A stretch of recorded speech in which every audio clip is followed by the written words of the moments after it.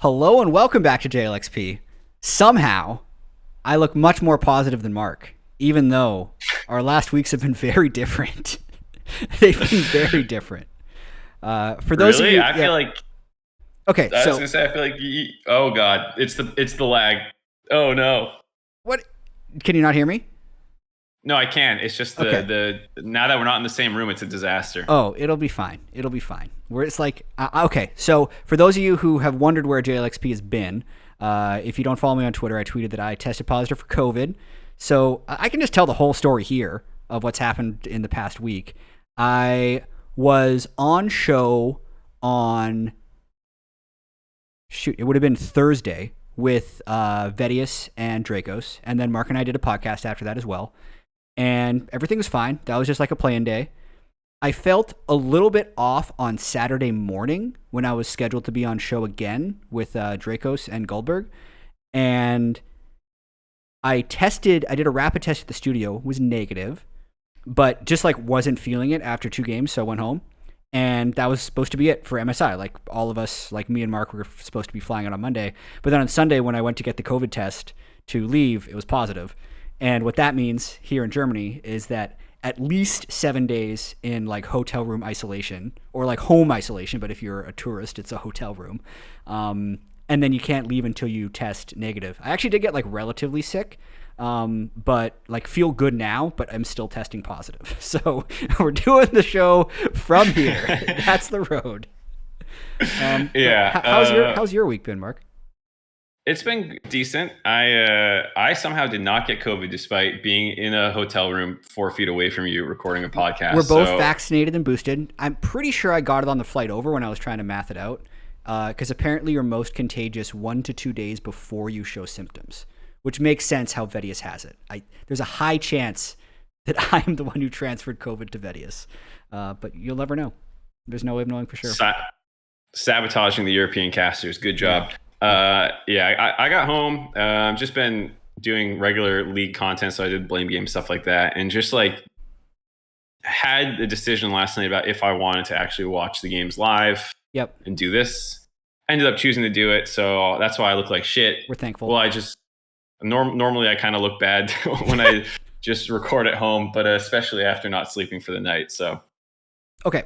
But today was actually pretty hype. We both watched all the games. We haven't really talked about the games so that we'd be able to talk about them on the podcast. They start off pretty hype, actually. It was T1 G2. We can start with that game. The early game goes heavily in the favor of T1. At believe it was over 5,000 gold lead at 20 minutes. And you're kind of ready for it just to be another like walkover T1 game because of their ridiculous win streak. But then G2 closes about 5 fights in a row. It did look like a very superior team fight draft, but I want to hear your thoughts on the game first before we really dive into it. Or do you want to talk about T1's fraudulent win streak?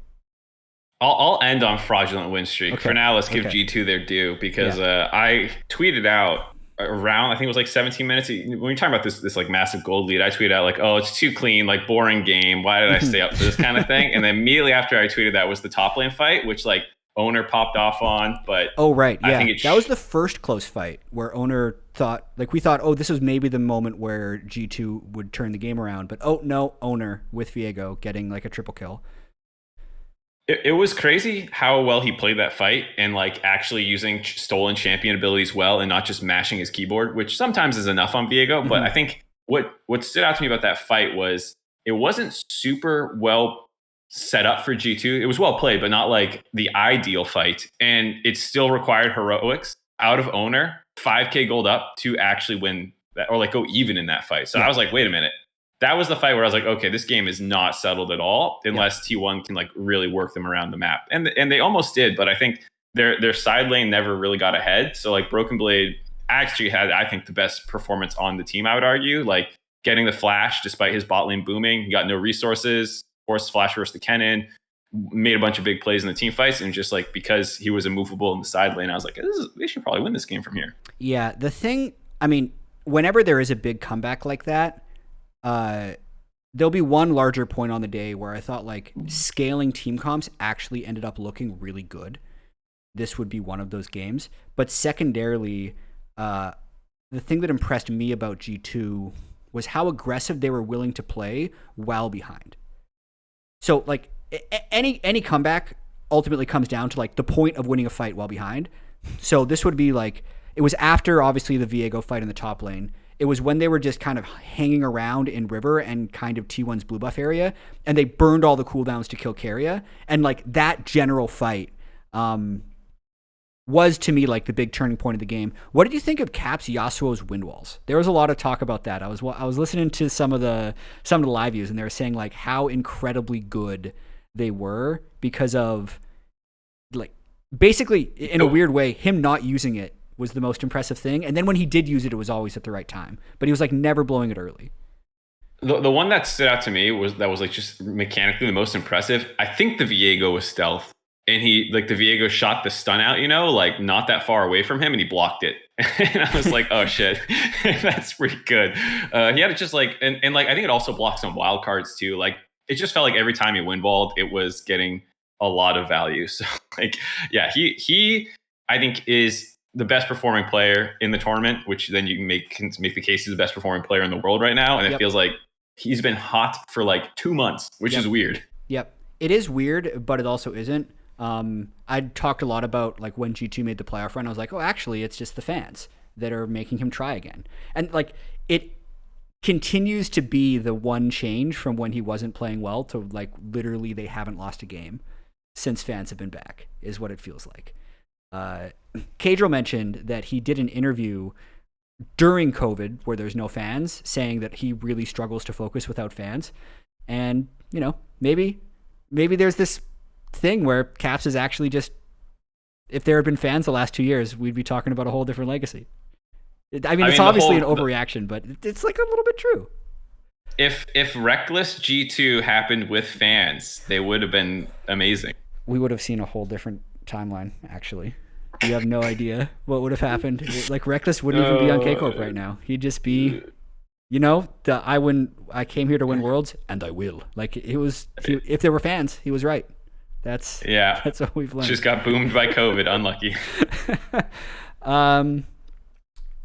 One other call out in that game was just Broken Blade's Ornn in teamfights. I think that to me has been his biggest evolution as a player since I knew him as an NA player when he was on TSM and they made that run in like the 2020 summer finals with TSM. Like he was always someone who was a good laner, good at playing with resources, and a strong team fighter, but he plays Ornn with still incredibly good teamfight instincts, but doesn't need to be given resources to succeed, and that just makes him such a more dynamic player. And it's funny how Ornn dominated EU and NA playoffs, kind of disappeared for MSI group stage, and it's like, oh yeah, we're just gonna bring the EU meta to T1 and beat them.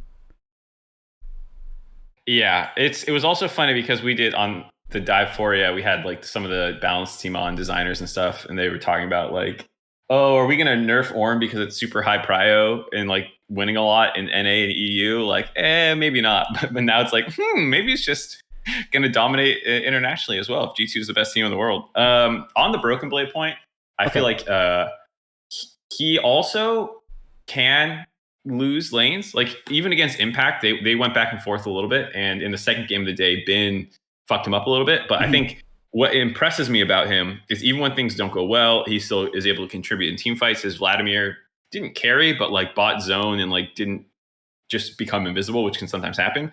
And G2 has so many threats that it's not like incumbent upon him to like, you need to pop off every game, where I think like that might be true of Caps. But then when he does pop off, it's makes them feel unbeatable in some ways, I guess I would say. Like when Flackett's playing well, Targamas, Yanka, like everyone on that team has pop off potential. Let's jump to the RNG game because that was still a very tense game. Wait. I got to do my T1 fraudulent streak. Okay. Go. The undefeated match streak is a totally fine narrative beat to me. I have no problem with it, but it was being compared with an actual game streak, and people were comparing it to historical game streaks. And that was just so fucking fraudulent. It was like we were inventing new ways to measure this team to make them sound good, as if we needed to do that. Like, I just don't think it was necessary. And it drove me up the wall, always hearing it be like, they're undefeated this year. And it's like, that's not how people use these words. Like we're just bending the definition of these words. And like, I don't think in history I've ever heard people brag about match undefeatedness. I've only ever heard about like games and like all the streaks, like they don't have a game streak from this year that would break into the top 10. There's a list on Reddit right now of top 10 game win streaks of all time. Is the Reddit one also like just not counting the T1 match win streak? It's saying because it's probably about the G2 one, right? Because G2 is at 22. It's about the G2 one, but it's all about game win streak. And during this match win streak for T1, they don't have a game win streak that would break in there. So like I know T1 fans are going to be tilted at me saying this. Your team's fucking incredible. You have the best org of all time. You have multiple T1 SKT on this 10-game win streak. I just don't think we need to like invent new ways of measuring, because the reason it's fraudulent is like a match score was best of 3s, best of 5s, and best of 1s. So they counted best of 1s with the same weight as a best of 5 being undefeated. But like you can't do that. You can't just make a match be like literally whatever makes you sound undefeated. Okay. Because they won best of 1s and they counted those as the match streak. Yeah. But then they also counted their best of 5s and their best of 3s. And it's like, you can't do that. Well, they are all matches, but I agree. It is a metric that had literally never been used before, but was used in this moment to make them sound more impressive.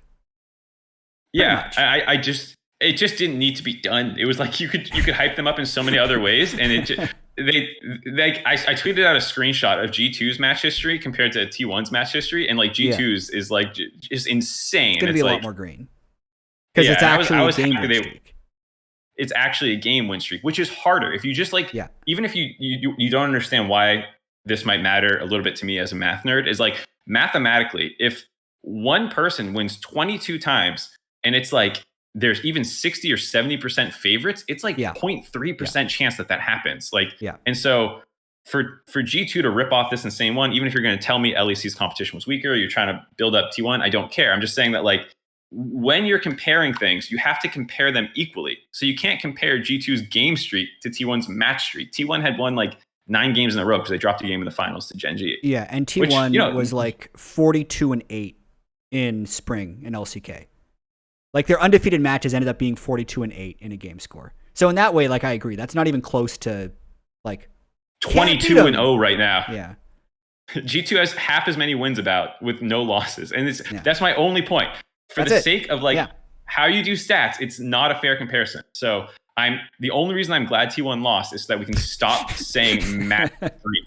And like, what is a match streak? Well, it's best of 1s, best of 3s, and best of 5s. And it's like, what? Okay, fair enough. RNG G2? G2 is undefeated in matches and in games. Like in the last probably 15 matches and 22 games. Something like that. I'm not sure what it would take. Because 12-0 would be 4, so you'd have to subtract 8. Yeah, it would be 14 matches. 14 matches. I want to go. I should have looked up RNG before this, because I'm sure theirs is a pretty long match streak as well. I don't know when the last time they would have dropped a series was. The RNG G2 game was actually, to me, like stompy. Like neither of these wins were stompy for G2, but it was a more solid win than the one that they had against T1.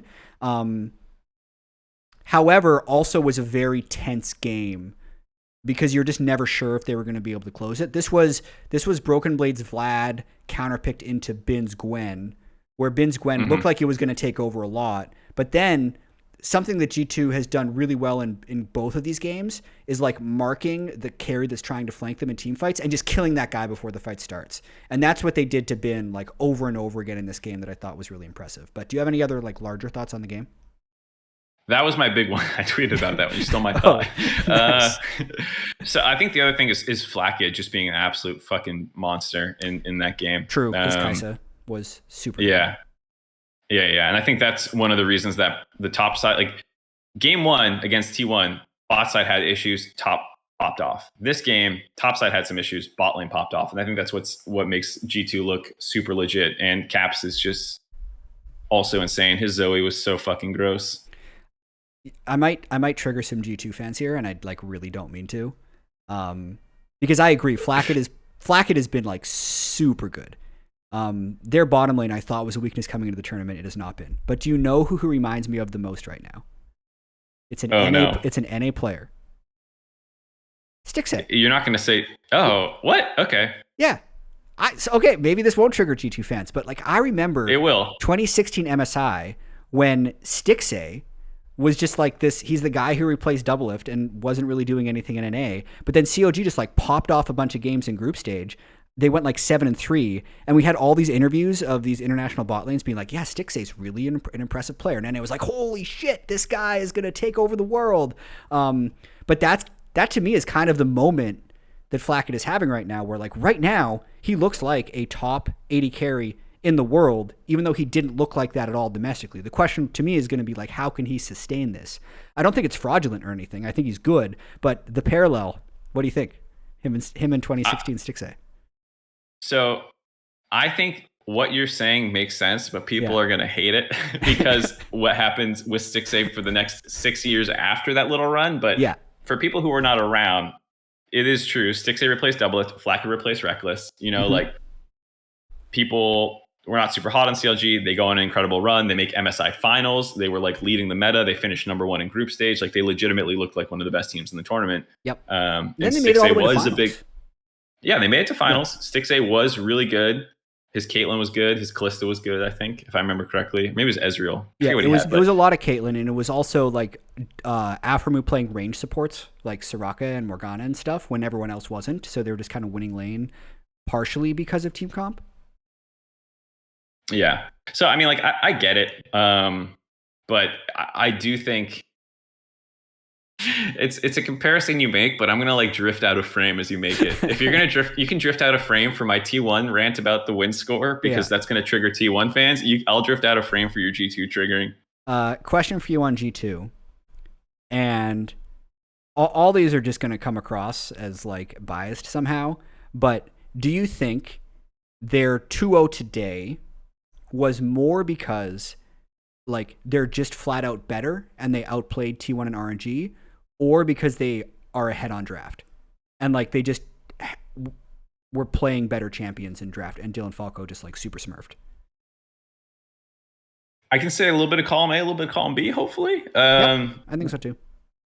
I think the importance of team fighting is really high. Something that TF is not great at. I think, especially with like objective bounties didn't seem that broken to me for a lot of the year, but when you have these 5v5 comps that just need that one team fight that just wombo your ass, and then they get Baron and like 3, and it's like, oh, the whole thing went away. Like it does seem, I can see a world where that kind of becomes the meta because it doesn't feel like any of these teams are so insane that they can just clean snowball. That said, both these games were close. They almost dropped some games to EG in the group stage. I don't think the undefeated streak will last. Yeah, like a 10-0 group stage would be like ridiculous hopium. Like that's just I don't think anyone's ever 10-0'd an MSI group stage. Actually, I'm pretty confident of that.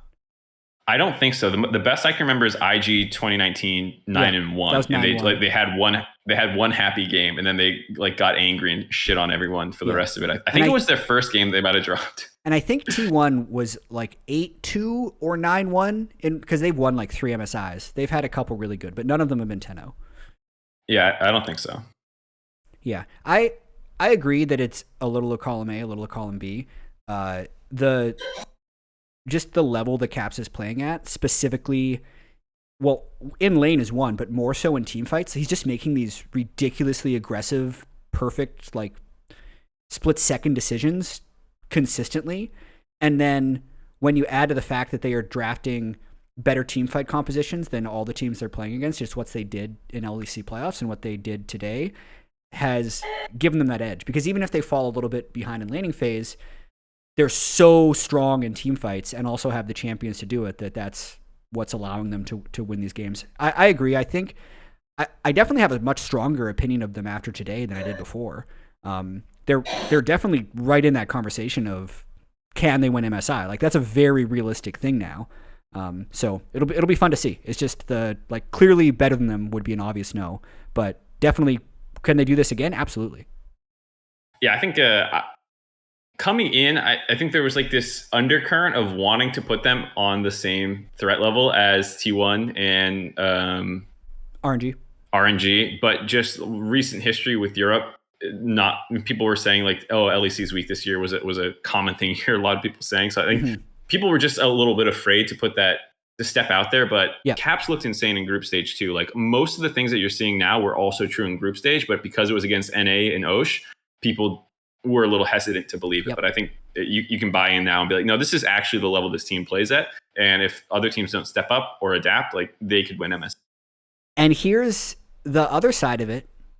The fact that EG lost 4 games in a row to G2, not as bad anymore. They're the best team in the tournament, Mark. No one can beat them.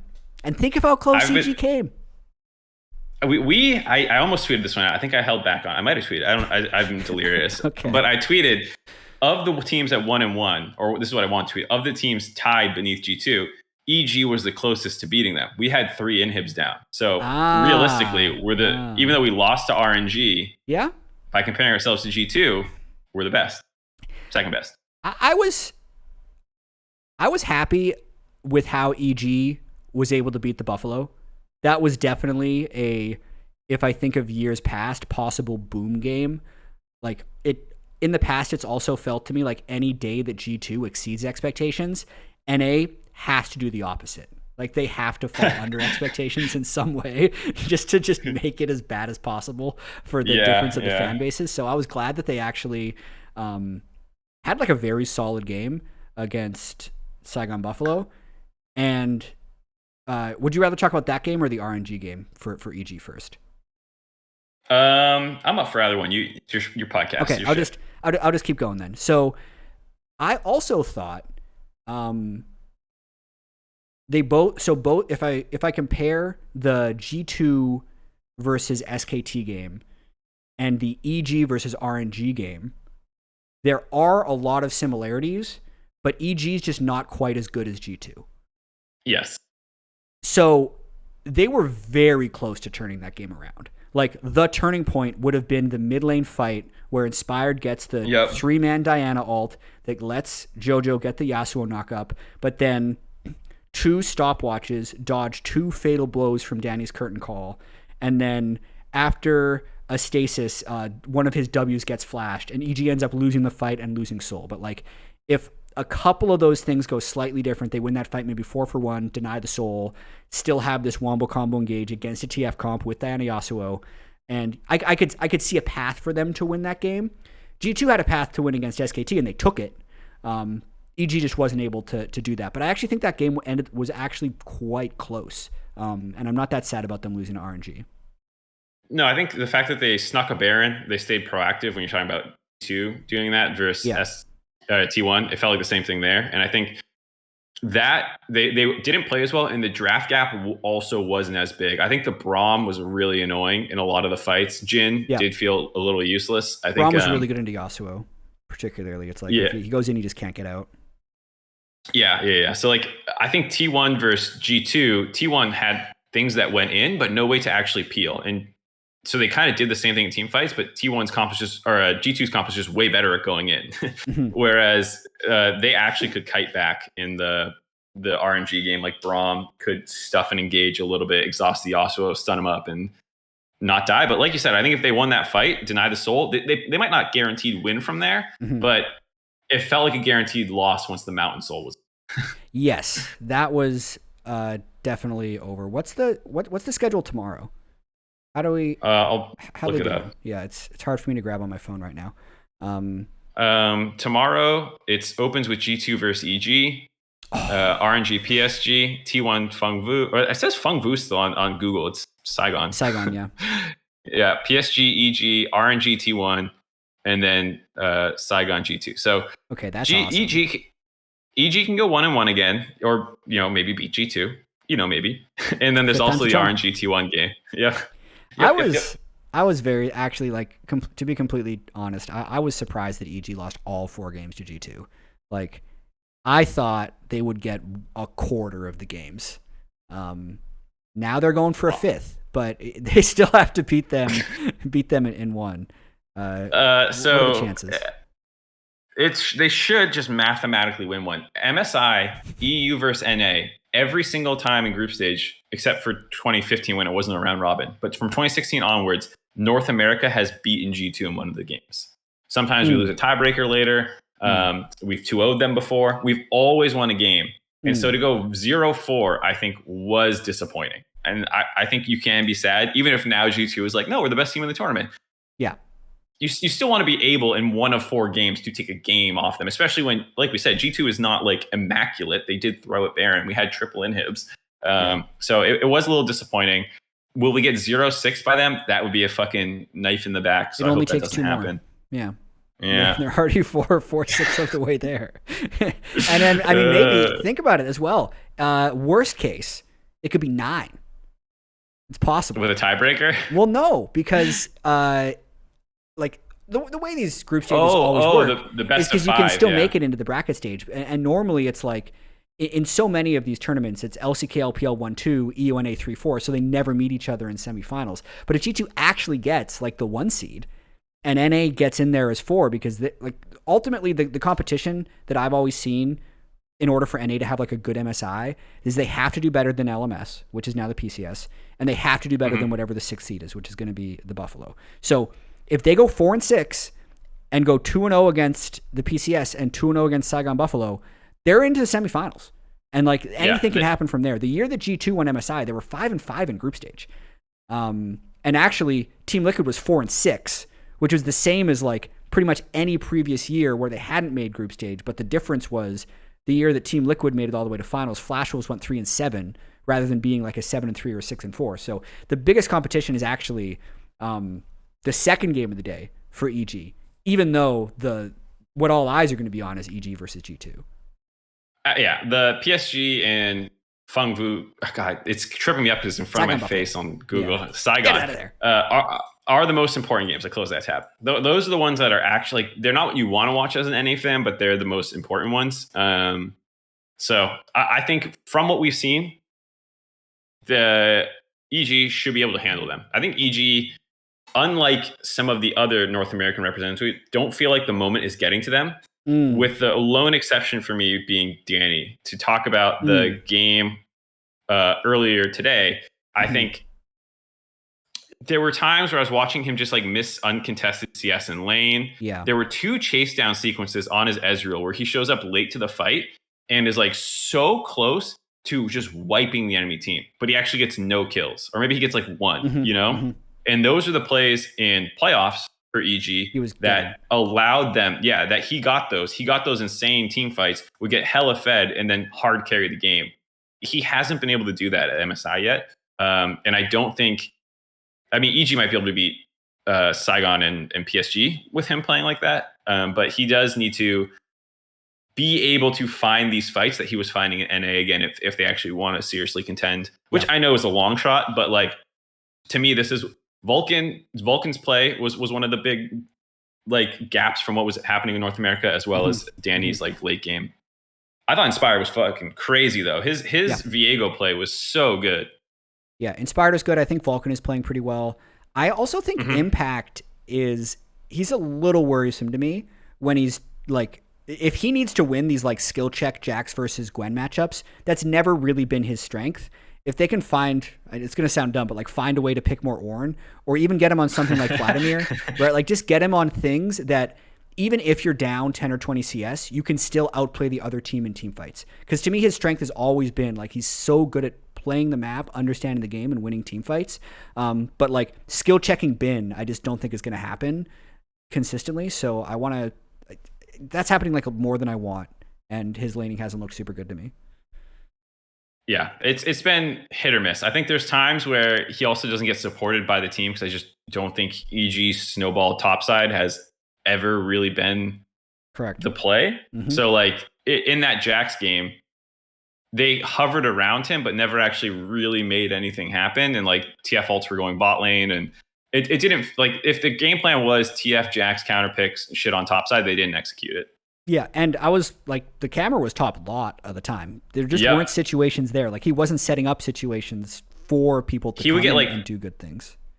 Yeah, he got chunked to like 300 once, and then the wave was pushing into him. But then like they couldn't really bait the guy to go in, and it was just a lot of awkward, like the right idea, but it's just not set up right. Yeah.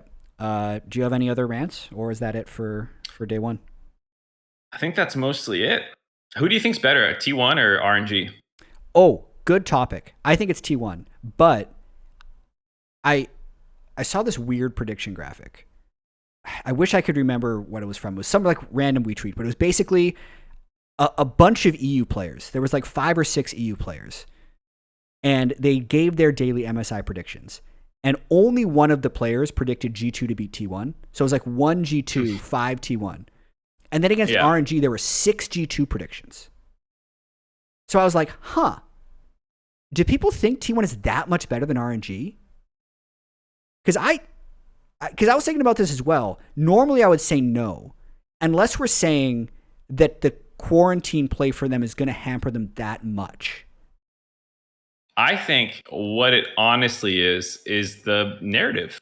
Honest, like T1 undefeated is what people think, and I think LCK kind of, I don't want to say imploded, but like there were not many other great teams. Like for a while, it was Damwon or Griffin, and there were like a couple people who all were kind of contesting, even if one was more dominant. But yeah, it just didn't really feel that way this split. And so there was also a whole bunch of other problems. Like people were getting sick, and T1 was like T1 was the only team to have their full roster the whole year. Everyone else lost someone to COVID, like for a game at least, except for T1.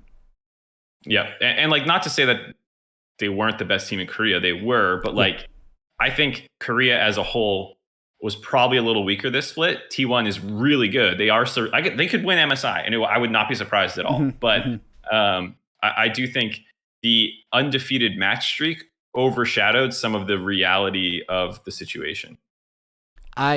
Basically made them look or feel more godlike than they actually are. Well, and they're just very used to strong Korea and godlike, but yeah, the match score, and I understand what you're saying. I think I agree. And through no fault of their own, the entire region, I'm saying, was not up to the same level. So when a team rips off an insane series of wins in Korea, you assume, holy fuck, that team's crazy. But I think when you look at it, it's like, actually, it's not that many other competitive teams. Yeah, but would you say they're still stronger than RNG? I would say so. Yeah. Okay. Just so people don't have a misconception. I think so too. I just don't think, like, when they play and if RNG wins, I'm not going to consider it a big upset. I would say, oh, wow. Okay. The defending MSI champions beat T1. Yeah, that makes sense. So that's why I'm really excited. That's game 5 tomorrow, RNG T1. But also it's a double round robin. So again, like MSI is one of these weird tournaments where thank God it's Rumble stage and we have these teams playing now. But T1, RNG, G2, they're all making it through the semifinals. So they're kind of just throwing jabs right now, I think. Yeah. And come best of 5, the meta will have evolved. Teams will have gotten a little bit better or lost momentum or something. And it's, I mean, 9-1 IG lost to Team Liquid somehow. So you never fucking know what's going to happen. 3-1. Yeah. They got undefeated matched them. Yeah. I couldn't pull it off. Tried to do some tilt MarkZ with an undefeated joke. Okay, that'll do it for this episode of JLXP. We're going to try and do these, but there's no guarantees. For instance, if I test negative, I'm out of here, and I'm going to lose a day to travel. So for now, with current situations, depending on how much Mark dies after this and what my testing situation ends up being, we'll be back. But stay tuned to Twitter and stuff to see if it's happening. I learned through last week to just not promise JLXPs. Yeah, same. Okay, see you next time.